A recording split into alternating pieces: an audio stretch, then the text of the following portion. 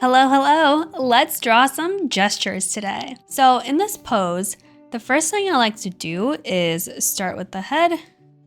Again, just a really nice oval shape, and then just to really figure out how she is leaning, I like to draw a little S shape for the torso, and then figure out where her leg is, her other leg,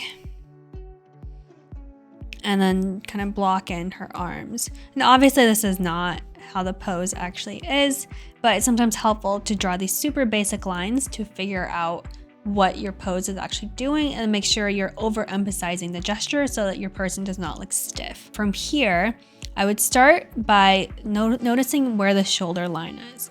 So it's about this diagonal of an angle.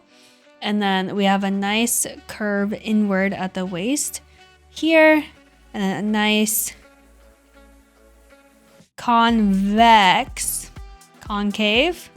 whatever one bends outward, shape around the torso and the hips.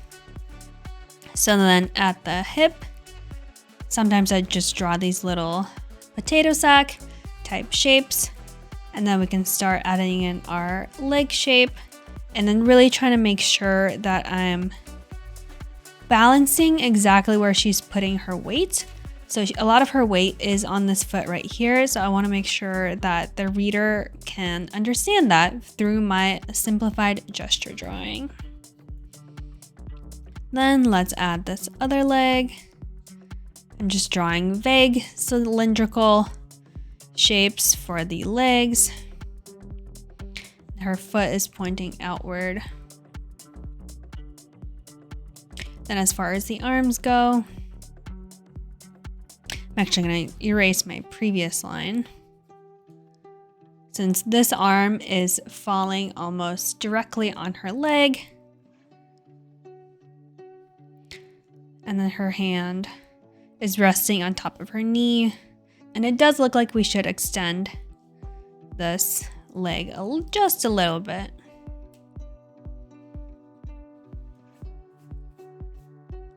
Then as far as her other arm, again, breaking it down into simple shapes.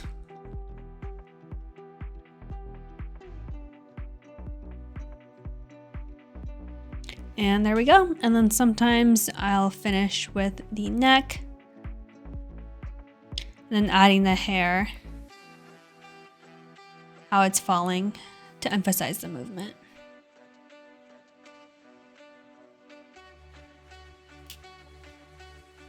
And if you want, you can erase your guiding lines, but since we're just practicing, I'm gonna leave mine there. Okay, on to the next one. Okay, so for this second reference, I really want to make sure I place where her weight is placed in the correct place in my drawing. I said place 3 times there, but that's okay. So again, starting with a head, adding a neck, and then the shoulders are generally pretty even. And her waist comes in. And let's see, the bend is on this side. So then her hips are a box just about here. And the majority of her weight is on the supporting leg.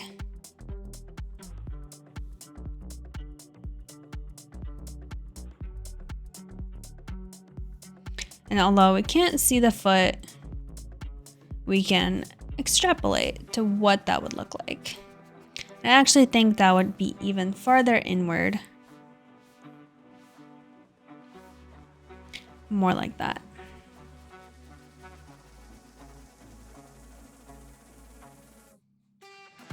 As far as this other leg, it is coming toward us just a little bit.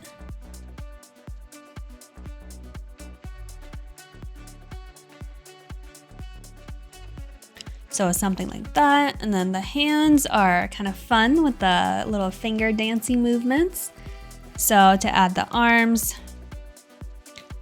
this arm is completely close to her torso and then comes out at an angle. And And then the hand, we really want to make sure we emphasize that bend at the wrist.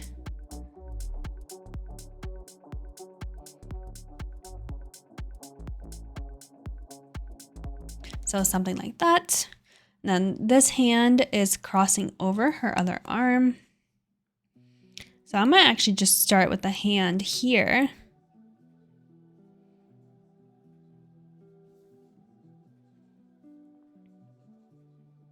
Again, emphasizing that wrist movement.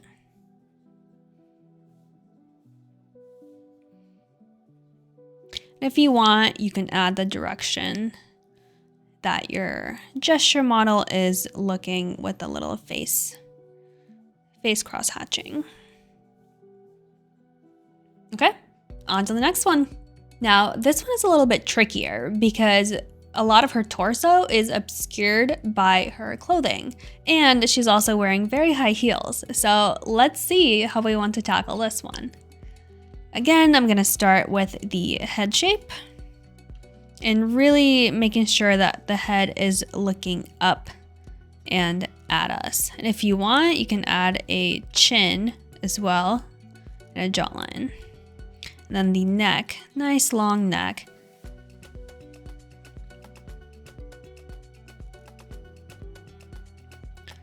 Then this arm bit is quite tricky. So her torso, I'm gonna draw a little S shape, is leaning this way. Her leg is going this way, and this other leg is something like this. Okay, so then from there, I'm gonna build on top of those simple lines and build out my shape and blocks. And sometimes it's helpful to make 3D boxes or cylinders of your bodies just to get a little bit more movement and a little bit more shape to it. Since we can see a lot of this side of her torso and only a little bit of this side. And as far as her lower body, really want to make sure we emphasize this curve here. Again, looking for this bend, and I want to say snap, but it's not snap. Looking for where the body goes in, and then the other side will go out. So you see here, it comes in, and this side is long. And one of the first things I did when I practiced gestures was just copy directly, like copy the gestured drawings like directly from page to page, just to get an idea of what kind of, like, what am I even looking for, you know, when I'm doing like a drawing like this.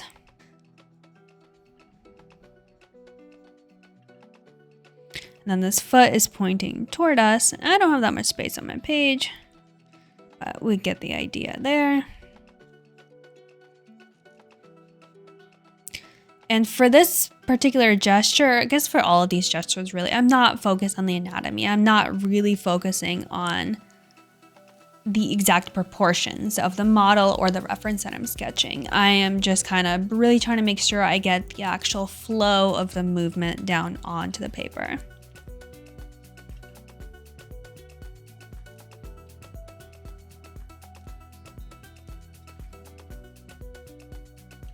And now for the arms. So the socket is right about here.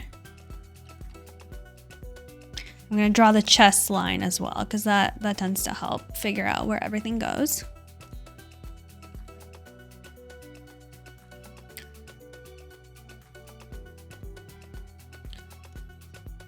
And then let's make sure we can see her other arm connect. And again, if you wanted to practice these for longer or have a little bit more fun with it, you can always add the curvature lines. You can always keep adding the anatomy as you're going along with this. These are just pretty basic gesture drawings.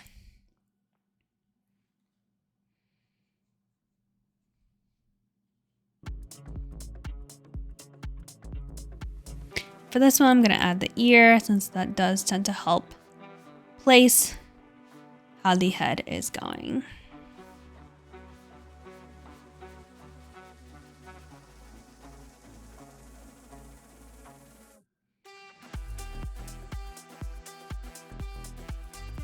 Okay, one more, on to the last one.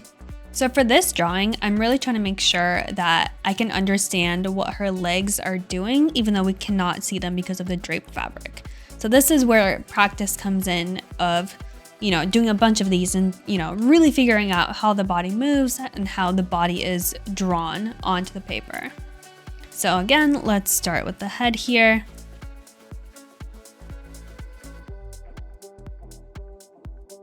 Just a little oval.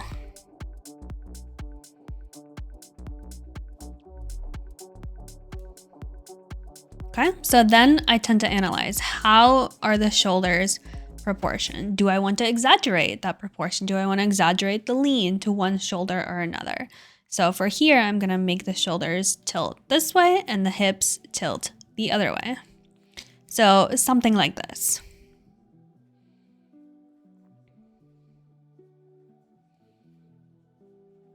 Because then this side would come in, and this is the longer side, and then this side kind of bends.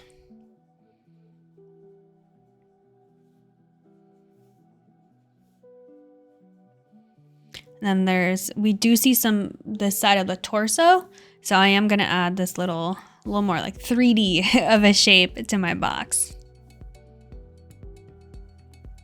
Then the chest line, and the hips as well.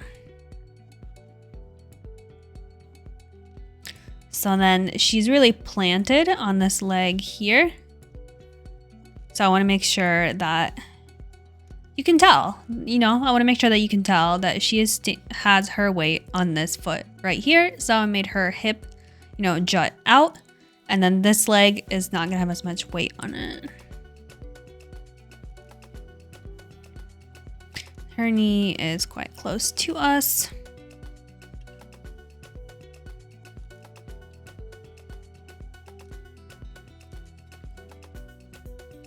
Her foot is going this way. And then for the arms, her arms are a little bit tricky here, but I think we can do it. Again, just simple cylindrical shapes. Her elbow is actually right on the top of her head, so I'm gonna use that as a guiding point.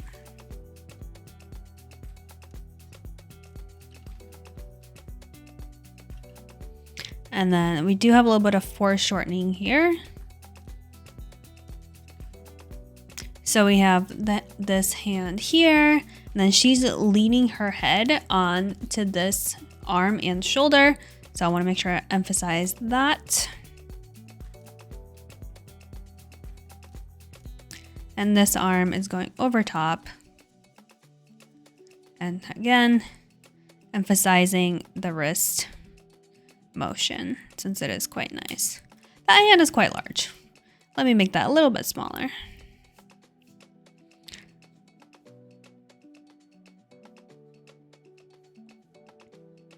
Sorry, it's a little bit harder to see since these are on top of our first sketches, but that's okay. We're just practicing in our sketchbook and having fun with it. Thank you guys so much for joining me, and hopefully you enjoyed this gesture practice with me. Bye.